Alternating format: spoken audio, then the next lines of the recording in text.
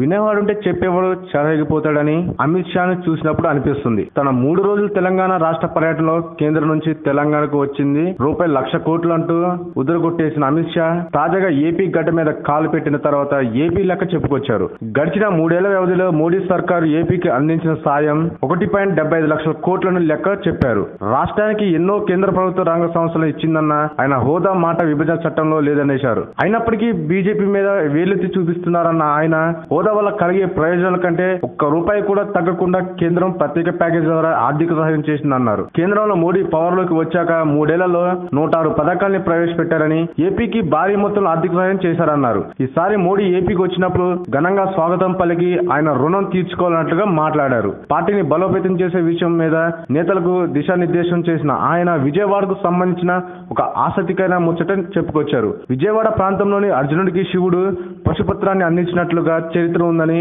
ఇప్పుడు జరుగుతున్న సమావేశం భవిష్యత్తులో బీజేపీకి గెలుపునకు పశుపత్రంగా మారాలన్నారు.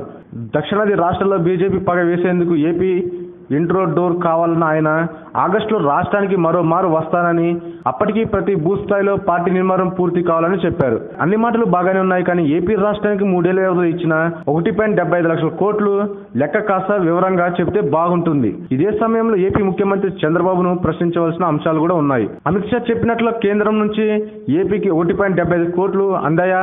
ఆయన మాట ఎంతవరకు నిజం? ఒకవేళ అందితే ఆ మొత్తాన్ని వేటి కోసం ఖర్చు చేశారు అన్న ప్రశ్నలకు సమాధానం చెప్పవలసి అవసరం ఎంతైనా ఉంది. ఒకవేళ కేంద్రం నుంచి ఇంత భారీగా నిధులు అందిన పక్షంలో భారీ నిధులు ఏం చేశారో చెప్పవలసిన అవసరం ఉంది. For more videos, please subscribe our channel.